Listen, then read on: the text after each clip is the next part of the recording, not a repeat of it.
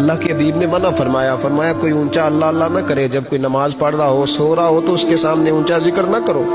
کہتے میں ایک دن اونچا اونچا ذکر کر رہا تھا، اونچا اونچا میں ذکر کر رہا تھا، کیونکہ عشق لگا سی کھیڈا کھیڈ دینوں تے مینوں کھیڈا بھول گئیاں، میں کجل پایا سی یار دے ویکھنے نوں، پھر او دی یاد وچ روندے آئی ڈل گئیاں، حیدر شاہ اس گلی کدے نہ رول دی پر ہن تے رول گئیاں۔ کہتے میں اونچا ذکر کر رہا تھا تو حضرت عمر فاروق رضی اللہ تعالیٰ عنہ نے ڈانٹ دیا، فرمایا تجھے نہیں پتا حضور نے منع کیا؟ تو عمر نے ڈانٹا تو میں چھپ کے بیٹھ گیا کونے میں۔ حضور آئے نا نماز پڑھانے تو محبوب نے پتہ کیا وہ عبداللہ کدھر ہے؟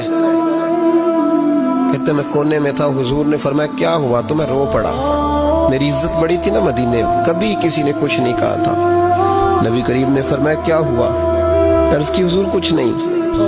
پھر بھی بتاؤ؟ کہتے میں رو پڑا، میں نے کہا یا رسول اللہ میری غلطی تھی تو سیدنا فاروق اعظم نے ڈانٹ دیا ہے۔ فرمایا ہوا کیا؟ یا رسول اللہ میں اونچا ذکر کر رہا تھا، اور بات بھی ٹھیک ہے، کچھ لوگ قریب نماز پڑھ رہے تھے، حضرت عمر نے منع کیا، نبی کریم علیہ السلام نے فرمایا بلاؤ نہ ذرا عمر کو، خود قانون حضور نے بنایا ہے کہ اونچا ذکر نہ کرے جب کوئی نماز پڑھ رہا، بلاؤ نا عمر کو۔ جناب عمر آئے تو حضور نے فرمایا عمر میرے عبداللہ کو کوئی نہ ڈانٹے، کسی ان پڑھ سے، کسی دیہاتی سے، کسی بھولے سے انداز دیکھے حضور کا، اسے کوئی نہ ڈانٹے۔ پھر حضور نے فرمایا تمہیں پتہ ہے یہ میرے لیے کتنی تکلیفیں برداشت کر کے آیا؟ صحابہ فرماتے ہیں یہ خوش نصیب ہے جس کی روح بھی محبوب کے ہاتھوں میں نکلی۔ اور جب جنازہ اٹھا تو حضور کی داڑھی سے ہم نے آنسوؤں کے قطرے ٹپکتے دیکھے۔ مدینے میں رواج تھا کہ قبر میں قریبی عزیز اتارا کرتے تھے، پر ان کا تو مدینے میں رشتہ دار ہی کوئی نہیں تھا۔ حضرت عمر فاروق اور جناب ابو بکر صدیق کہنے لگے ہم قبر میں اتارتے۔